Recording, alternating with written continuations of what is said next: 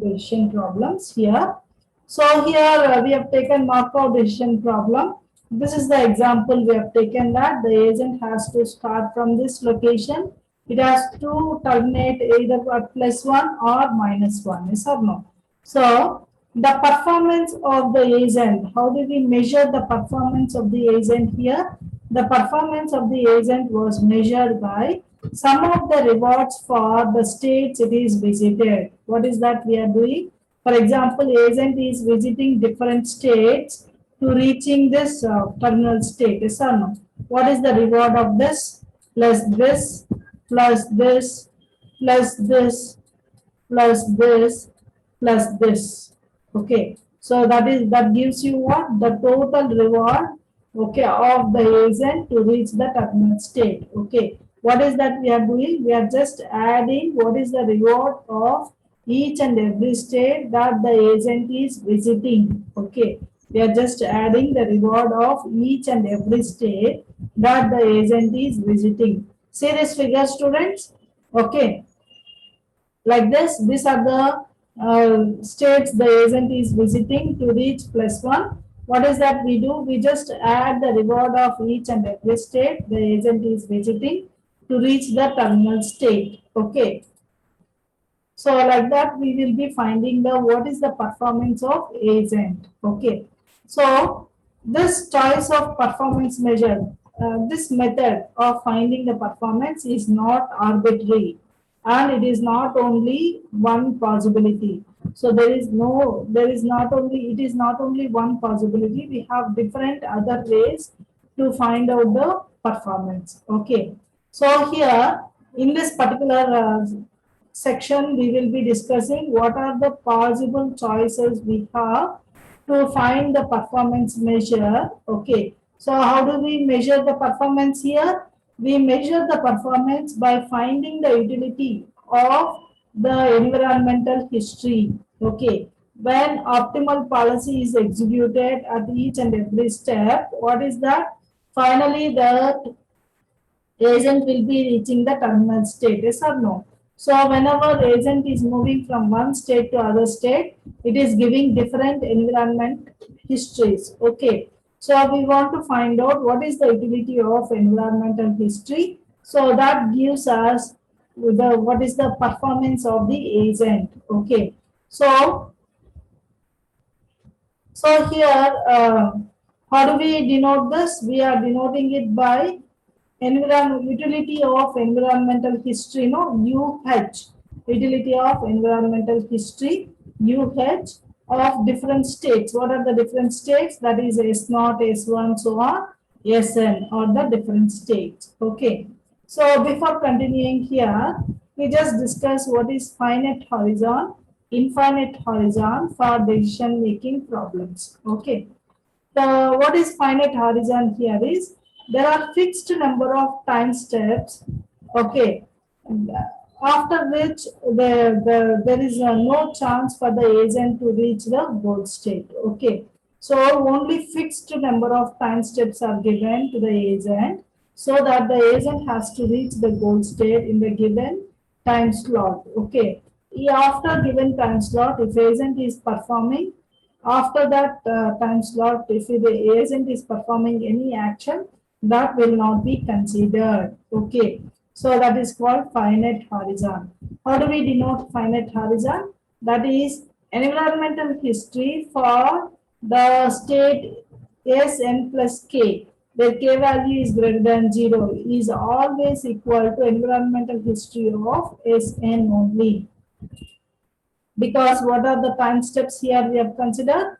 N only. After N, if you take any action, that will not be considered. Okay. So that is why UH of S0, S1, so on, Sn plus K value will be always equal to UH of S0, S1, so on, Sn. Okay.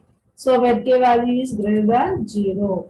Okay. So for example, here we have seen this environmental history. Now if time step is given as 3, number of time steps, capital N is equal to 3, if N is given as 3. Okay. Now for example, if agent is here at this location, What is this location? It is 3, 1. So if the agent is at 3, 1, if n is given as 3, how many steps it will take? 1, 2, 3.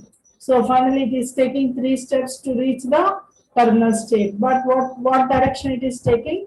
It is taking the risky direction. You don't want to take the risk here. This is the risky direction. It should not take always. Okay. So it is taking risky direction to reach the terminal state. Okay. So for example, n is given as 3. So what is the chance of reaching +1 from the state 3, 1 is just going up is the chance.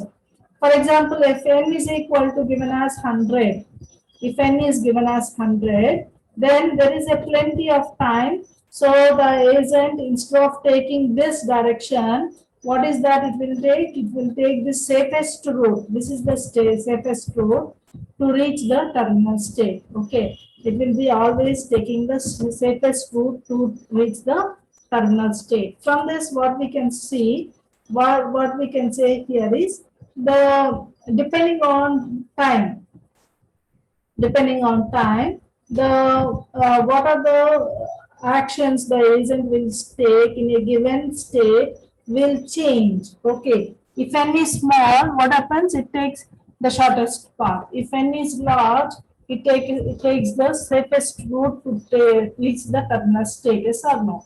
So depending on finite horizon, depending on n value, what is that direction? What is the action the agent will take at any given state will change with respect to time. Okay. So that is why for finite horizon, what is the optimal policy? The optimal policy is always changing with respect to time.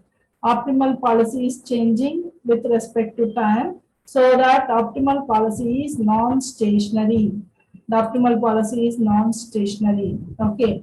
For example, if there is no fixed time limit, okay, then it is called infinite horizon. If there is a fixed time limit, then it is called finite horizon.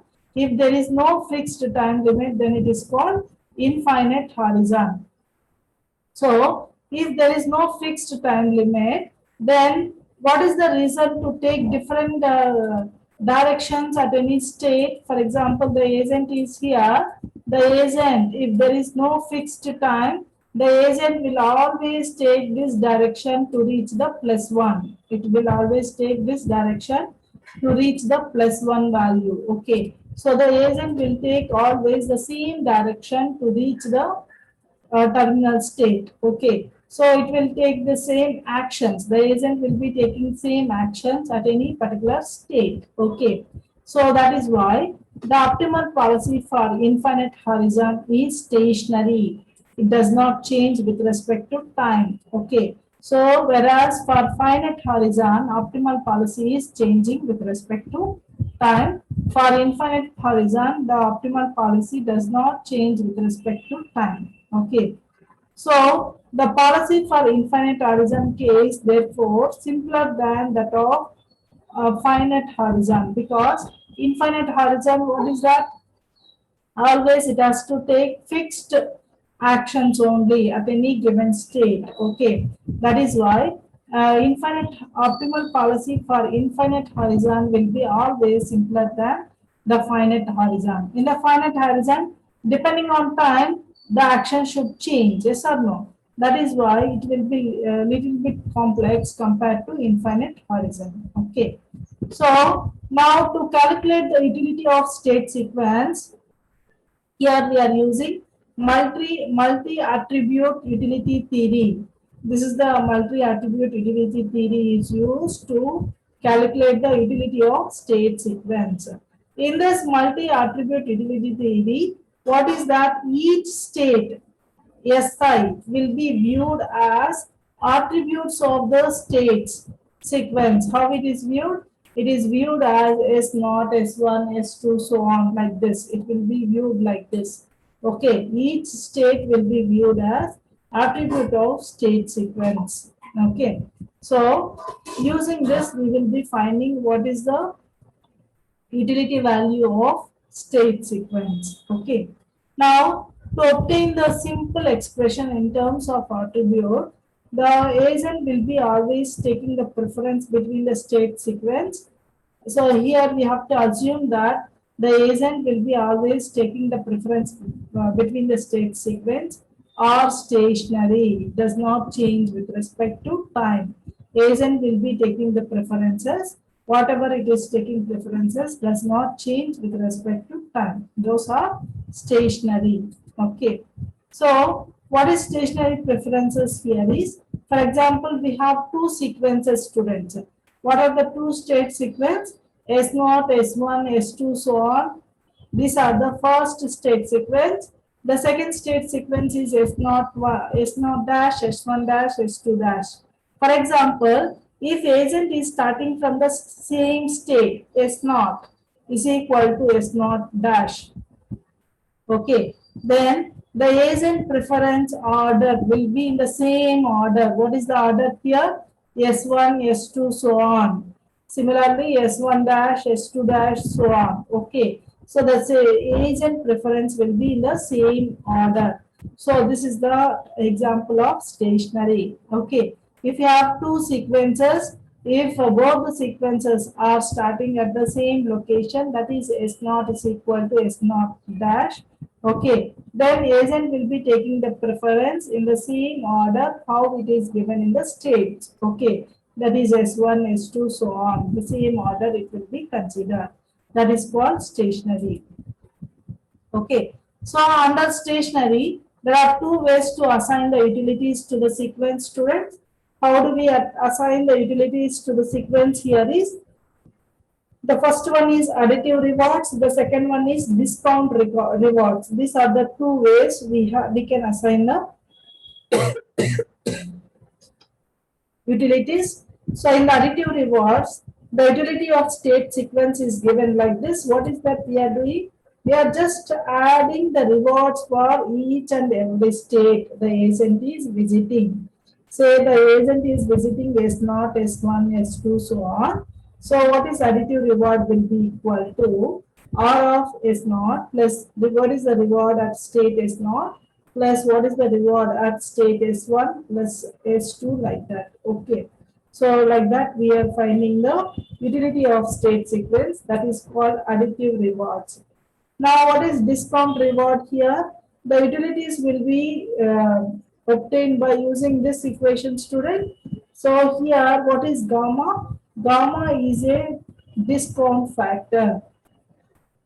Gamma is a discount factor and gamma value is between 0 and 1. Okay.